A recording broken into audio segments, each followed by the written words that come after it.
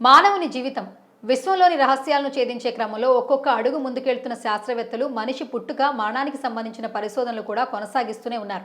మనిషి మరణాన్ని ముందే గుర్తించవచ్చు, మనిషికి చావు లేకుండా ఉండే అవకాశాలపై కూడా అనేక పరిశోధనలు చేస్తున్న శాస్త్రవేత్తలు దానికి సంబంధించిన అంశాలను గతంలో వివరించారు. తాజాగా డచ్ పరిశోధకులు మనిషి దీర్ఘాయువు వెనుకగల రహస్యాలను వెల్లడించారు.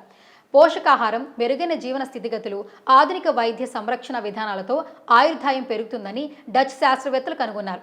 వీరు తమ పరిశోధనల కోసం ముందుగా వేర్వేరు కాలాల్లో మరణించిన సుమారు 75,000 మంది డచ్ పౌరుల డేటాను సేకరించారు. దీనిని సమూలంగా విశ్లేషించారు.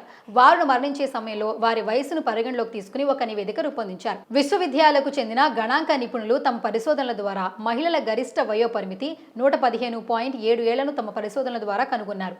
అలాగే పురుషుల గరిష్ట ఆయుర్దాయం 114.1 అని వెల్లడించారు. దీని ప్రకారం చూస్తే పురుషుల ఆయుష్ కంటే మహిళల ఆయుష్ కాస్త ఎక్కువేనని చెప్తున్నారు. పరిశోధకులు 3 దశాబ్దాల డేటా ఆధారంగా మానవుని గరిష్ట ఆయుష్ను అంచనా వేయగలుగుతున్నారు.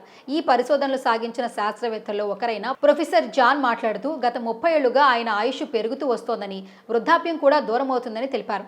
ఇటీవల కాలంలో నెదర్లాండ్స్లో 95వ పుట్టినరోజు జరుపుకుంటున్న వారి సంఖ్య దాదాపు 3 రెట్లు పెరిగిందని పేర్కొన్నారు. మనిషి ఆయుర్దాయం అనేది సామాజిక శ్రేయస్సును సూచించే కొలబద్ద అని డచ్ పరిశోధకులు పేర్కొన్నారు. కాగా ఈ డచ్ శాస్త్రవేత్తల పరిశోధనలు అంతకు ముందు నాటి అమెరికన్ శాస్త్రవేత్తల పరిశోధనల నివేదికలను పోలి ఉండడం విశేషం. అమెరికా శాస్త్రవేత్తలు కూడా డచ్ పరిశోధకులు వెల్లడించిన గరిష్ట వయో పరిమితిని గుర్తించారు. తమ దేశంలో ప్రస్తుతం ఉన్న వృద్ధులు తమ పూర్వీకుల మాదిరిగా దీర్ఘకాలం జీవించడం లేదని వివరించారు.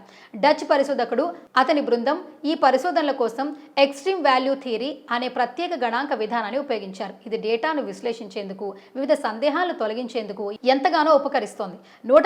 122 సంవత్సరాల 164 రోజులు జీవించిన ఫ్రెంచ్ సూపర్ సెంటేరియన్ జీన్ కాల్మన్ తన ఆయుష్కు అడ్డుపడే అన్ని పరిధులను అధిగమించారని ఐన్మహల్ పేర్కొన్నారు. ఈయన మార్గదర్శకత్వంలో నిర్వహిస్తున్న ఈ పరిశోధనల వివరాలు త్వరలోనే ప్రచురితమై అందుబాటులోకి రానున్నాయి.